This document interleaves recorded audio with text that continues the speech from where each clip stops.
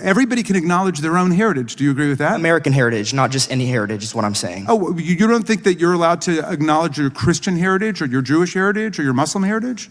I'm saying you members of Congress need to acknowledge American heritage. Jamie Raskin was not expecting a high school student to walk in there and start accusing the school of protecting one religion while blocking the other. Thanks for being here and being boldly telling us about what happened. Can you tell us what are the requirements to create a student club at your school? The requirements are to have 10 members, a teacher that's willing to sponsor, and a room to meet. And did the Republican club that you formed meet those requirements? We did on day one. They did, and was your club allowed to be created? No, we were actually notified that we were denied due to political nature, even though other ideological groups, including groups promoting gender-affirming ideology, were approved. Why do you think the school had such a sort of obvious double standard? I'm not sure if it's the educational establishment.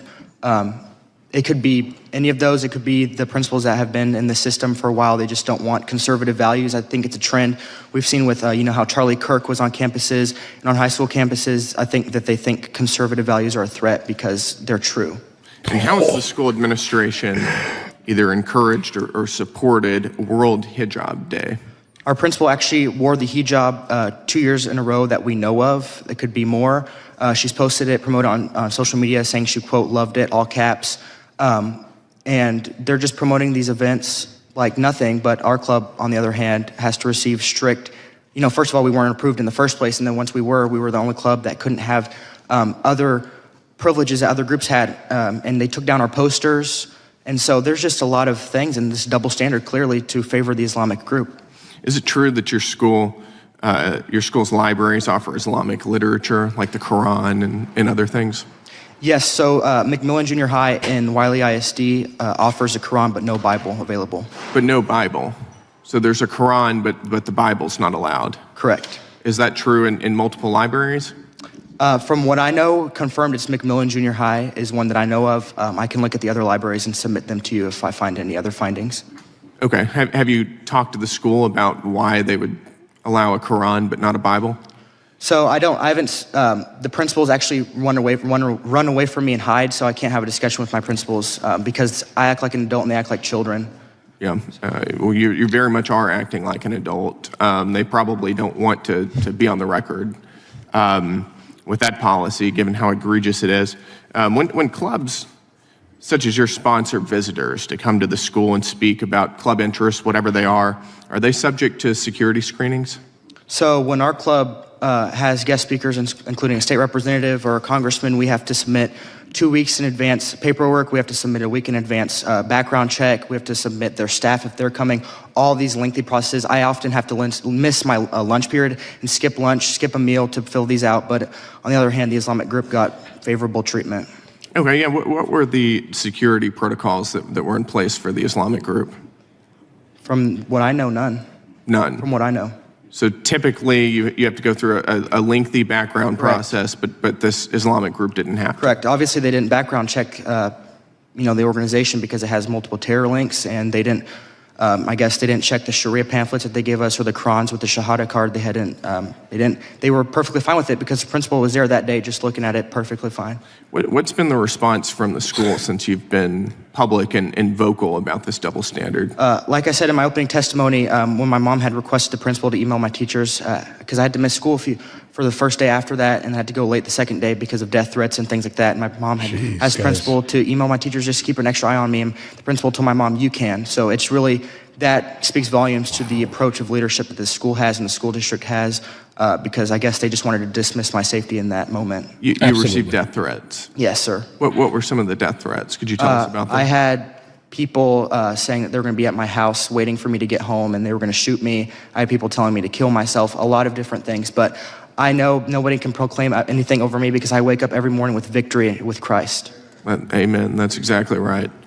What has the school's response been to these death threats? Like I said, that first day it was very dismissive. I actually received a death threat last year, and I believe I have emails, and I could submit them to the record of the principal saying, "Oh, things are already taken care of." Very I would say dismissive. downgrading it or just minimizing specific situations. I can submit those emails to the record. I just want to be clear. You had a threat against your life, somebody saying that they were going to come to your house and murder you. Correct. And your school's response was dismissive. Okay, so we can definitely have a conversation about the education industrial complex and how basically they're pumping out some of the worst, weakest minded people you could possibly ever imagine right now in 2026 here, guys. We can definitely have this conversation, but I wonder here, when it comes down to Christianity, specifically looking at it through the lens of the United States of America, it represents, these days at least, conservatism. So what do you think the education industrial complex is kind of actually like in some of these boardrooms here, guys? Most of these people are pumping out the same people that go and destroy these cities kind of all around the United States of America whenever they protest here, guys, right? These are these people. They're creating these people. So of course, they are absolutely going to be against anything that conservatives, for the most part, have interest in, which large scale is Christianity. Then if you sprinkle in, obviously, Palestine, the Muslim faith, so now you're starting to kind of see how things are kind of correlating. So of course, when this kid comes out and says he wants to do something that is obviously very America forward here, America first, like traditional America first, okay? The people that have been raising the blue hairs and the septum piercing city destroyers, let's say, those people there they're not gonna like this because, guys, they are what they're teaching. Are you aware that the Constitution of the United States does not establish a religion? It forbids the establishment of religion. Are you aware that it doesn't mention God? So the Declaration of Independence mentions God 4 times. But what I was going to say... Is the Declaration of Independence law? So Declaration of Independence was declaring our independence from the tyranny of England. Yeah. But The what I was trying to Constitution's the finish is governing that law. I'm not, suggesting that we need to go back to taking, tests or saying that you have to acknowledge. By the way, do you know religion. that But what Thomas Jefferson was denounced as an infidel who wrote the Declaration of Independence because he didn't believe in the establishment of religion, and he and Madison were emphatic about separating church and state? That's the whole glory of our constitutional design in our history, that they rebelled against centuries of religious warfare between the Catholics and the Protestants and witchcraft trials, Inquisition, Holy Crusades. America proclaimed the separation of church and state, what Thomas Jefferson described in his famous letter to the Danbury Baptists as a wall of separation. That was a letter, not a law. Okay, so your position is that America is a theocracy? You didn't let me finish my original statement, and I understand you have limited time, but what I was going to say is I'm not suggesting we need to go back to anything that's in writing, but what I am saying is we need to acknowledge... Oh, I think we should go back to something in writing. I think we should go back to the First Amendment. Oh, yes, the Constitution, yes, obviously, but what I'm saying is that, how I said original colonies were requiring declaration of faith to run for office. I'm not saying we have That's to go why we back to have a that. First But Amendment. what I'm saying is that we do... That's precisely why Jefferson wrote it. We do need to acknowledge our Christian heritage in America. That's what I'm trying to... You can acknowledge whatever heritage you want, but you can't impose an establishment of religion on other people. That's the greatness. I'm not suggesting that at all. I'm just saying we need to acknowledge our heritage. That's what I'm saying. Well, everybody can acknowledge their own heritage. Do you agree with that? American heritage, not just any heritage, is what I'm saying. Oh, you don't think that you're allowed to acknowledge your Christian heritage or your Jewish heritage or your Muslim heritage? I'm saying you members of Congress need to acknowledge American heritage. Be fully aware here, Jamie Raskin. Like, it's completely fine that you want to quote things, but understand this here. If you're going to get immediately picked apart within the next couple of seconds, it probably means whatever point you're trying to make is absolutely has holes in it, guys. You have the right in the United States of America to worship whoever you want to worship, guys. You definitely, that's your thing here. Be aware of that. But that's not the point that he was making here. He just wanted to exist within his school, similar to how other groups are existing within his school.